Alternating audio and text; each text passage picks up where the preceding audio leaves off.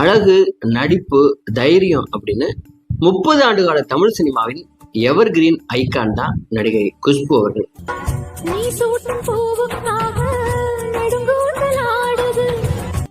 சமூக நிகழ்ச்சிகளை குறித்து தைரியமாக பேசுபவர். அதனால நிறைய சர்ச்சைகளையும் சிக்கியிருக்கிறார். அரசியல்ல தொடர்ந்து பயணம் செய்கிறார். அவர் ஒரு இதழ்ல பேட்டி கொடுத்திருக்கார். அதுல தன்னுடைய சின்ன வயதிலிருந்து சினிமா பயணம், அதுலயும் இவங்க அப்பா பத்தி ரொம்பவே மனம் திறந்து பேசியிருக்கிறார். இவங்க அப்பா இவர் ஒரு அடிமை மாதிரி எடுத்திருக்கிறார். பணத்துக்காக அவர் எடுத்த முடிவுகள் இவருடைய எதிர்கால வாழ்க்கையை பாதிக்கிற அளவு இருந்திருக்கிறது.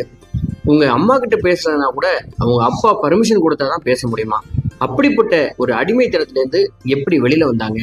அதுக்கப்புறம் இந்த தமிழ் சினிமாக்குள்ள, அதாவது சவுத் இந்தியன் சினிமாக்குள்ள எப்படி அவங்க என்டர் ஆனாங்க, என்னென்ன படங்கள் பண்ணாங்க, இவங்க வாழ்க்கையில இருந்து ரொம்ப ரொம்ப முக்கியமான விஷயங்களை ஷேர் பண்ணியிருக்காங்க. அதை தான் இந்த வீடியோல நம்ம பார்க்க போகிறோம். சரி, குஷ்புடைய இளமை காலமும் மன வருத்தமும் அப்படிங்கிற டாபிக்ல அவங்க என்ன சொல்லியிருக்காங்கன்னா, 8 வயசுல இந்தி சினிமாவில் குழந்தை நட்சத்திரமாக அறிமுகமாகியிருக்கிறாங்க குஷ்பு.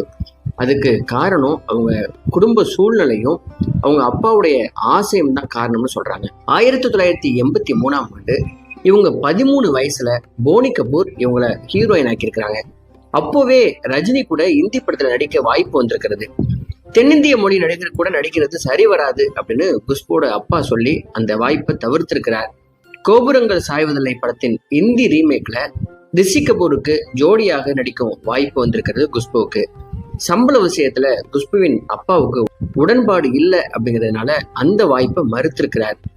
குஷ்புவோட அப்பாவுக்கு பணம் தான் முக்கியமா, அதனால கதைக்கு முக்கியத்துவம் கொடுக்காம பல இந்தி படங்கள்ல குஷ்புவை நடிக்க வச்சிருக்கிறார். பல படங்கள் சரியா ஓடலையாம். நிறைய நல்ல படங்கள் குஷ்புவோட கை விட்டு போயிருக்கிறது. ஒருவித மன வருத்தத்தோடைய அப்போதைய குஷ்புவோட பாலிவுட் நடிப்பு பயணம் போயிட்டு இருந்திருக்கிறது. தென்னிந்திய மொழி வாய்ப்புகளால 1986ல சென்னைக்கு ஷிஃப்ட் ஆயிருக்கிறாங்க குஷ்பு. தெலுங்குல பெரிய பெரிய வாய்ப்புகள் அடுத்தடுத்து வர நல்லா சம்பாதிக்க ஆரம்பிச்சிருக்காங்க.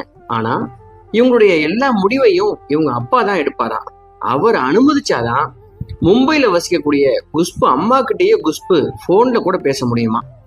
இவங்க பொம்மை மாதிரியும் இவங்களை இயக்குபவரா இவங்க அப்பாவும் இருந்திருக்கிறாரு.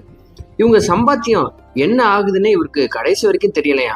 அப்போ குஷ்புக்காக பேசுறதுக்கும் யாரும் இல்லையா. அந்த அடிமை வாழ்க்கை குஷ்புக்கு ரொம்ப மன வருத்தத்தை கொடுத்துருக்கிறது. பிடிக்கவே இல்லை அப்படின்னு சொல்றாங்க.